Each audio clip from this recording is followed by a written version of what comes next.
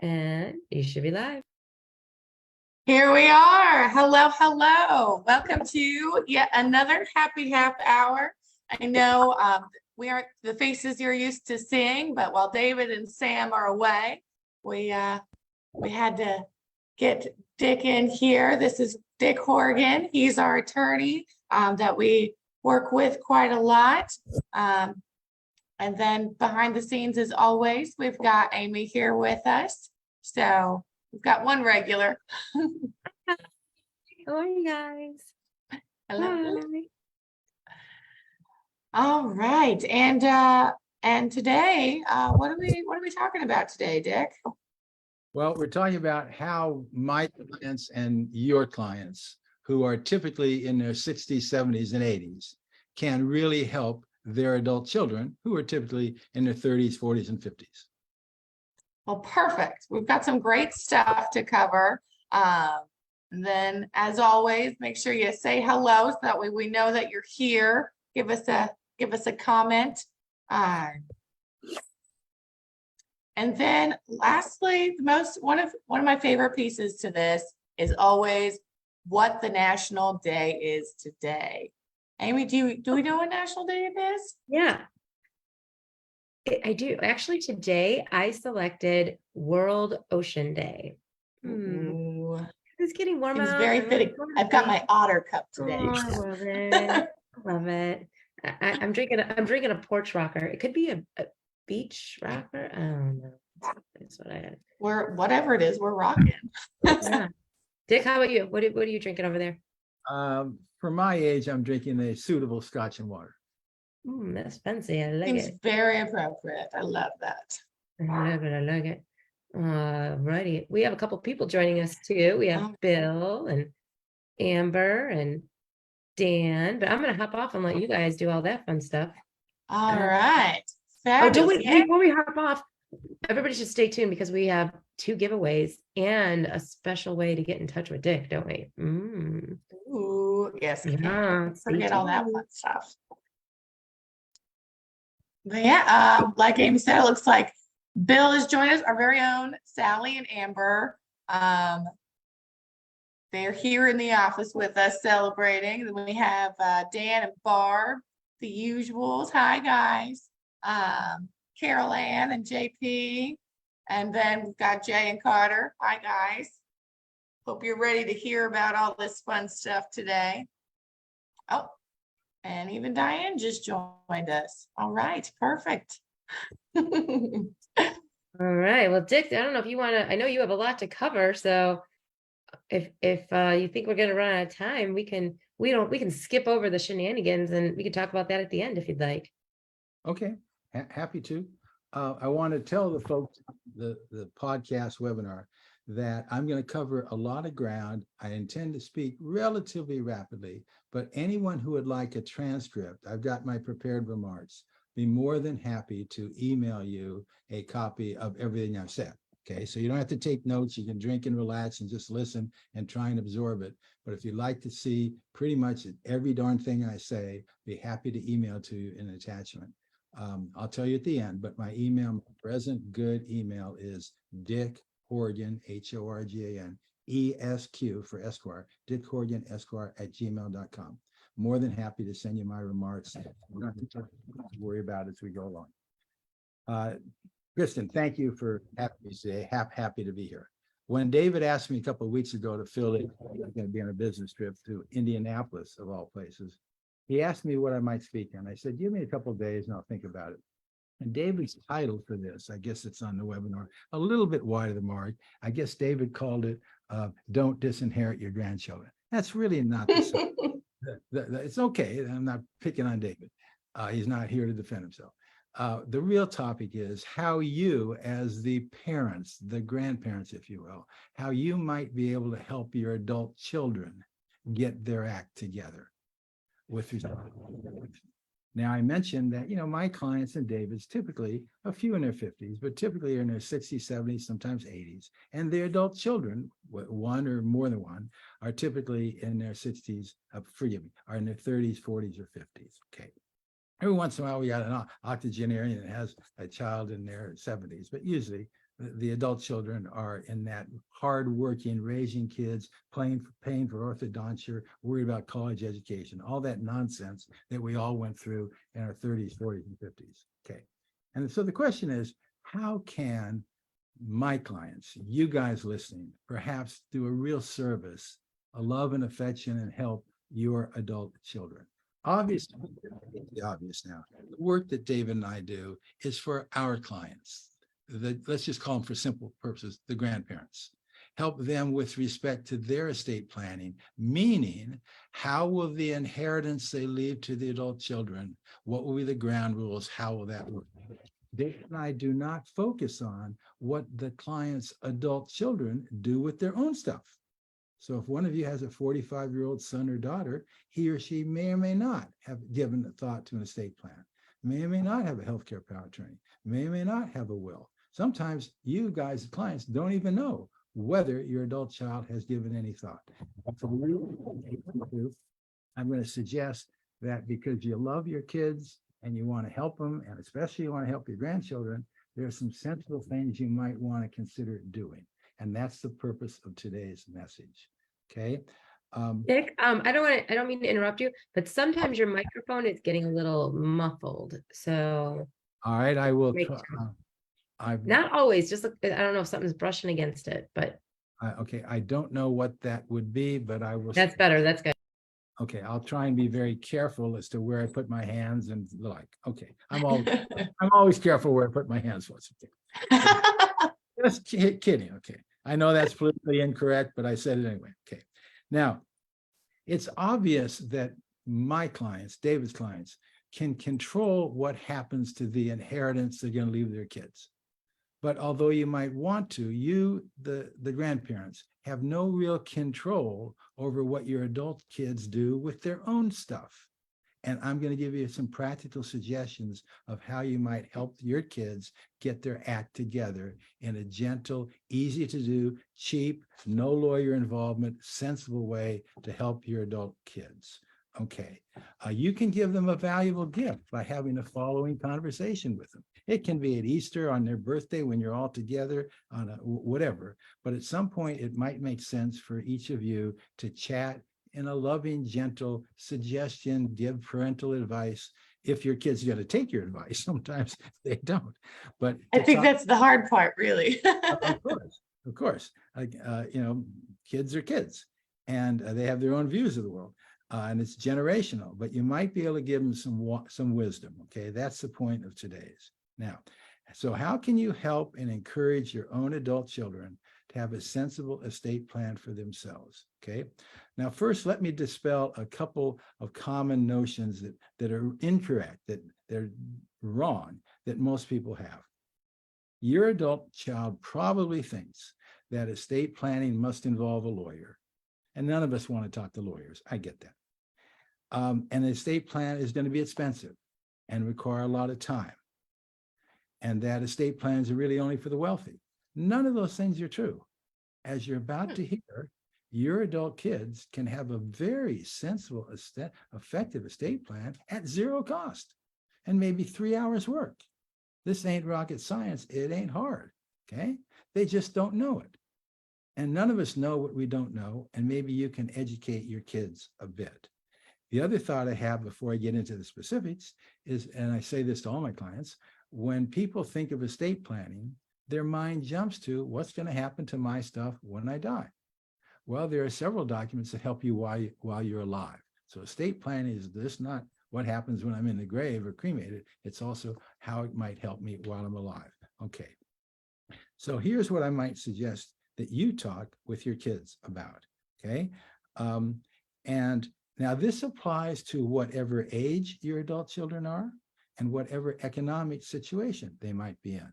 Okay, some of them are probably prospering. Some of them may be, living paycheck to paycheck. That's obvious. Okay. Now, if you're blessed with a real successful, prosperous child, the old expression, my son, the doctor. Well, if he's already, or he or she is already well on their way to establish their own wealth, they probably have given some thought to estate planning.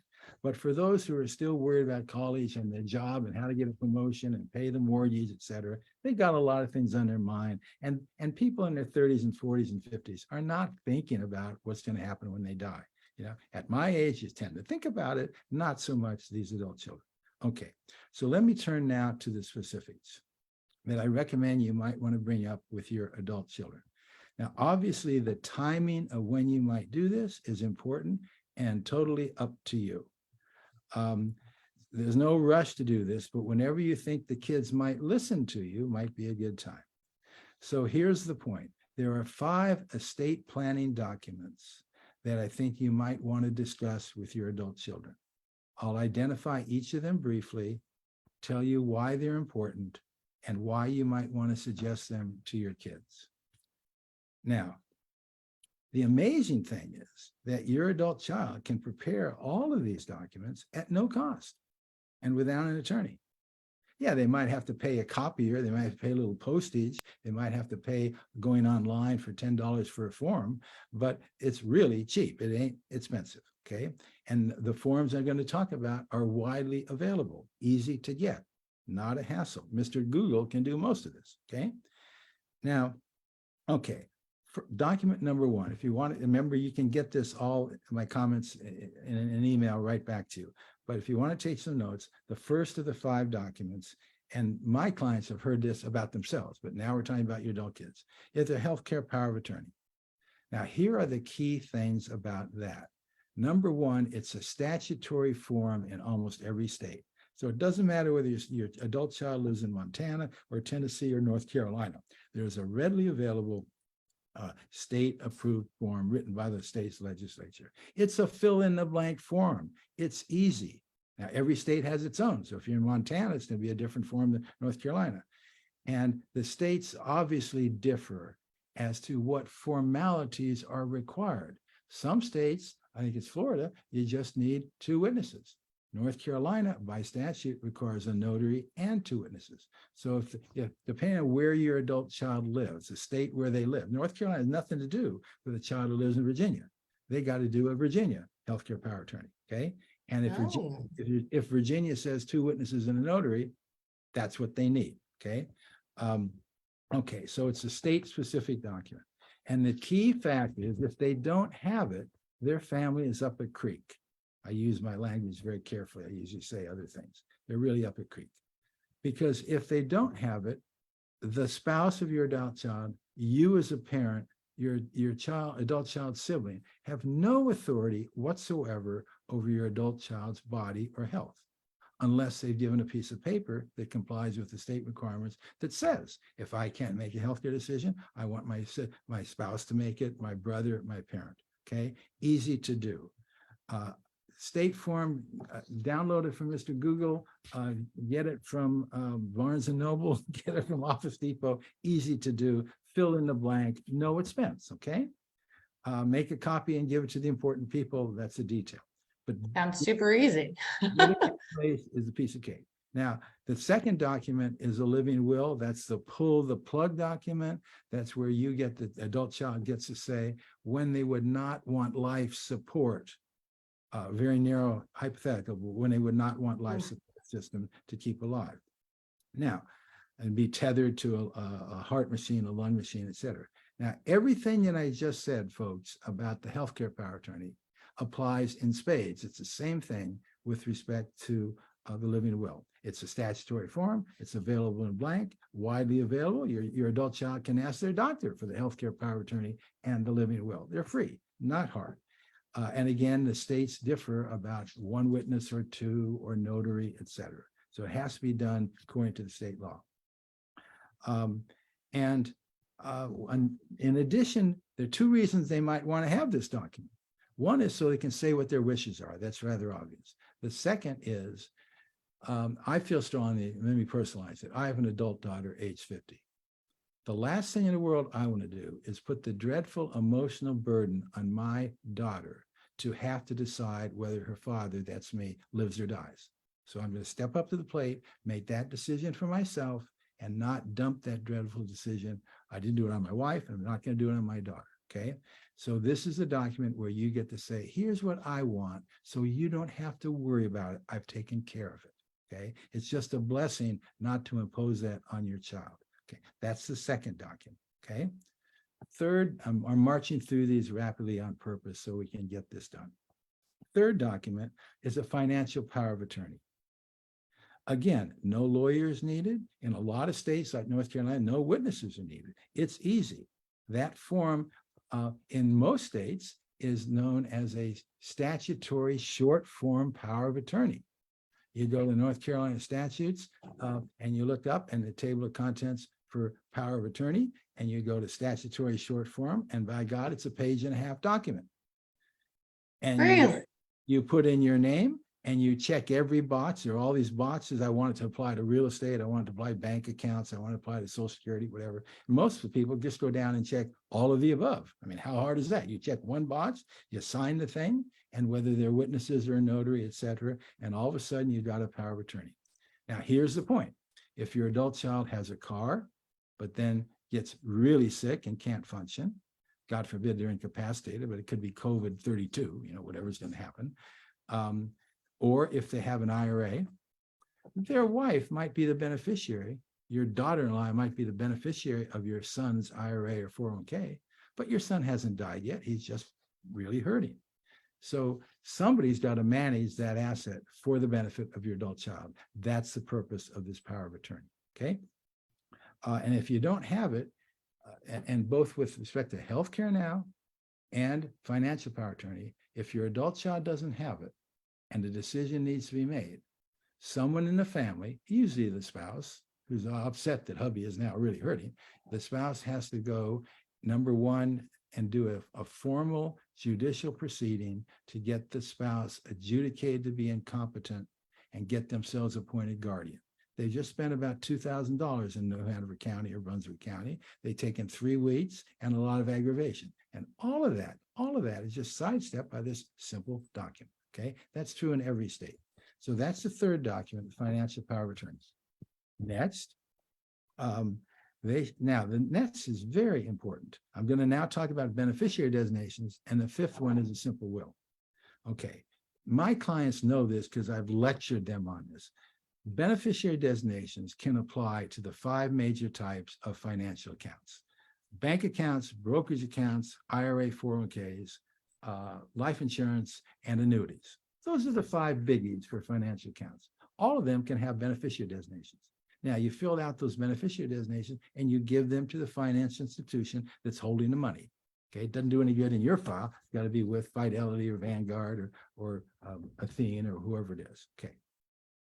And that will govern who gets the money when you die. Now, the beneficiary designations are free. You just call up Fidelity and send me one, or go online and download it. It's a piece of cake. You got to fill them out carefully, but you don't need a lawyer. Yeah, it's pretty simple. And most of the adult children would say, gee, the beneficiary, I want to be my spouse 100%. Not always, but typically. And then finally, the contingent beneficiary would be the children in equal shares. And when we get to it, the details shouldn't just say primary 100% spouse, contingent beneficiary, children in equal shares. It should go on and add the Latin term per stirpes, P-E-R-S-T-R-P-E-S, so that it follows the lines of descent, and grandchildren are protected if, God forbid, you lose an adult child. And it should also say, because a lot of you folks have minor grandchildren, should also say that if it's a minor gets a share, it's going to go with a uniform transfers to minor act account where the custodian is legal guardian. If you do that, you've added about 20 words to the beneficiary designation, or 12 words, and you've avoided a bond requirement every year that's expensive, a court supervision, and the judge appointing the latest campaign contributor to the judge's reelection campaign. All that nonsense is set aside if you do it the right way. Easy to do, free, no sweat. And then all those financial assets, with whatever size, will pass outside of probate to the people your adult child wants in a cost-effective, good way. You'll protect a 7-year-old with a 13-year-old grandchild. Okay, now the last one is the will.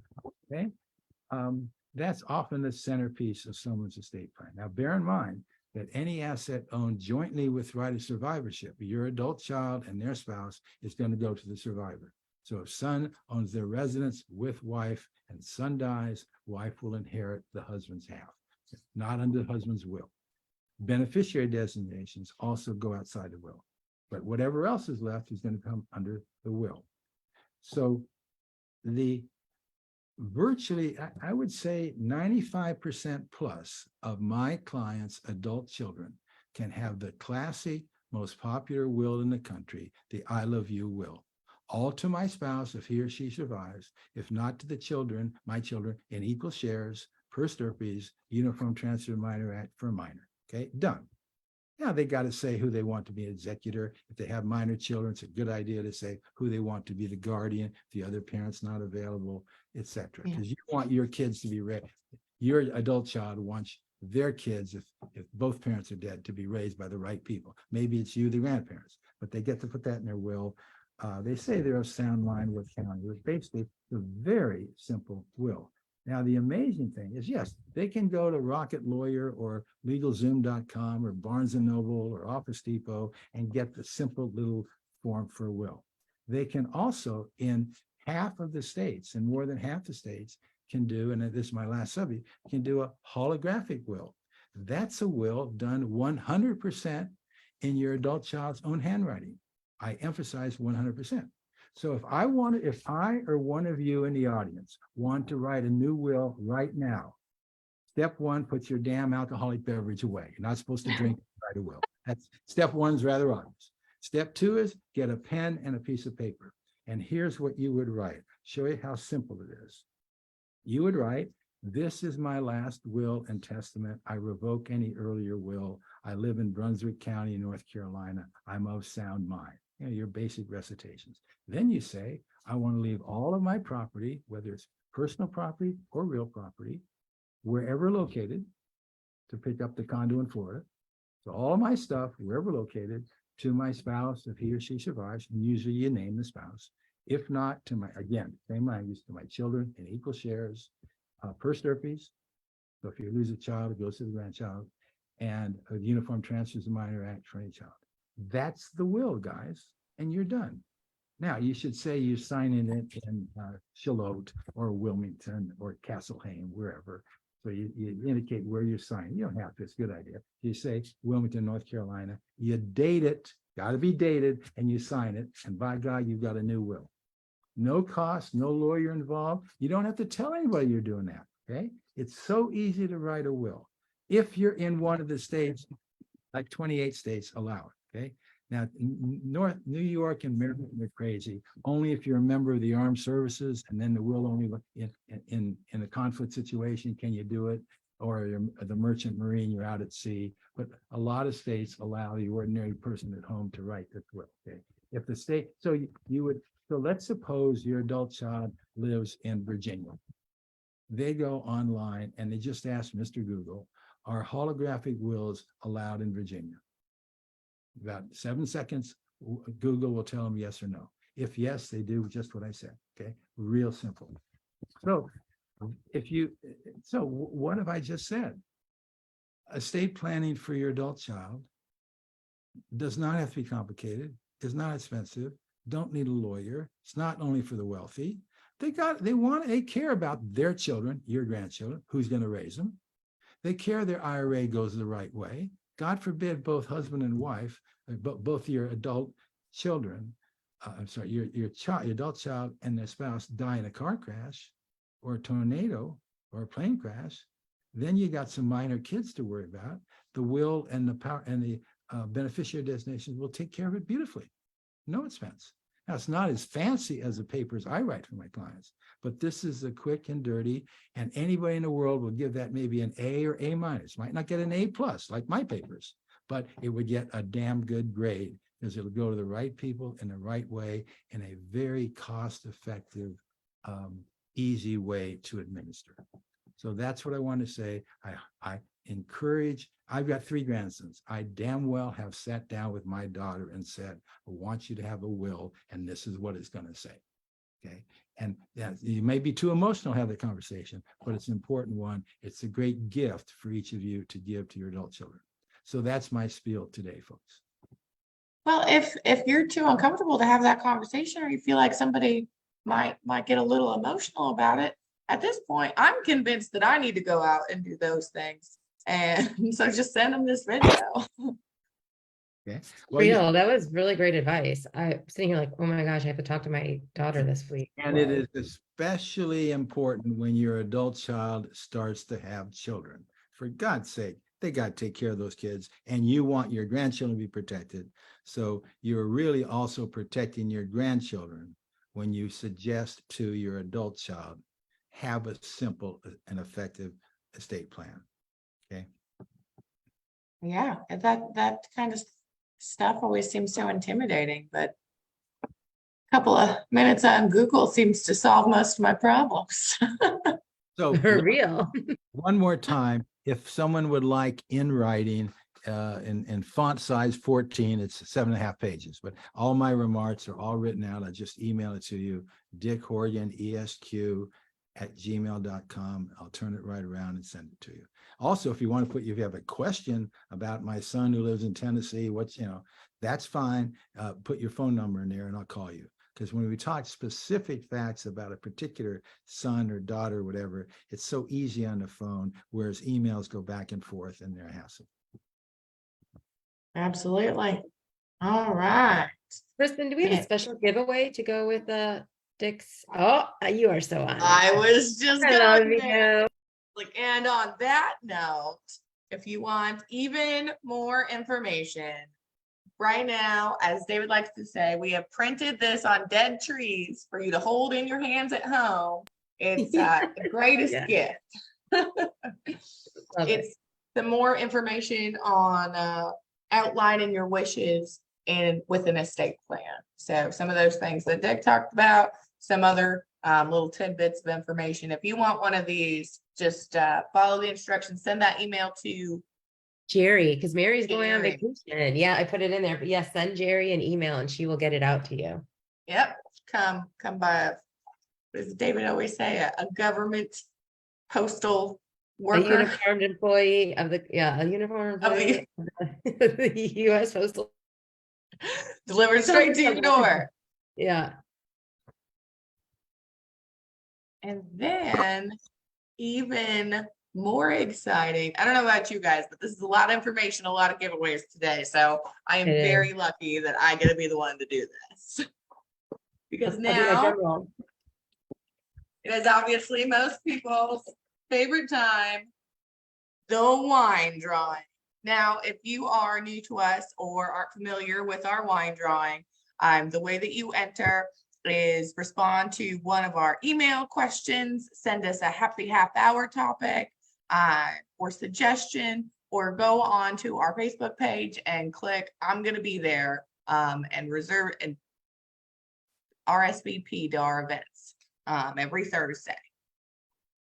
All right. And now for those who have done that and followed really great instructions, we've got lots of people here trying to win some wine. Whoop, whoop. But our official winner is Dick Horgan. Oh, wait. You're like me. We can't win. I have my own wine. Thank you very much. Yeah. all right. Are you ready? Yes. Ooh. Really building the suspense today. Jane and Mike D. Woohoo! Congratulations! Yay! That's all very exciting. All right, I'm jealous. Is the last name D, or are you just giving the middle initial so the IRS doesn't say something? Is the name D, or is it just the initial?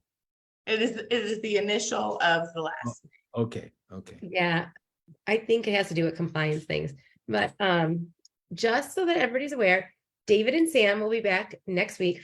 I'm looking crazy. And we have another special guest next week. So what are we talking about? We're doing mitigating risk with diversifying your portfolio. Oof, that's a mouthful. With Fawn Villian from Beta Investment Partners. So I be a know good he's got lots friend. of good information too. Yeah, I like him. He's good too. So Dick and you two are probably my favorites. You guys are very nice and fluent. I like it. So good times. I get a nickel a word, so I'm happy to talk always. Heck yeah. All Oh, right. you're great. I like you. All right, everyone. Everybody have a great weekend. And thank you so much. Thank you, Dick. Thank you for being here. And Welcome. sharing all your wisdom and knowledge. I've got even more Googling to do. So well, I'm sure everybody else does too at this Yes, point. yes. Thanks for having me. Thanks. All right, everybody. right. Take care. We'll see you next week. Bye. Cheers. Cheers. Bye-bye.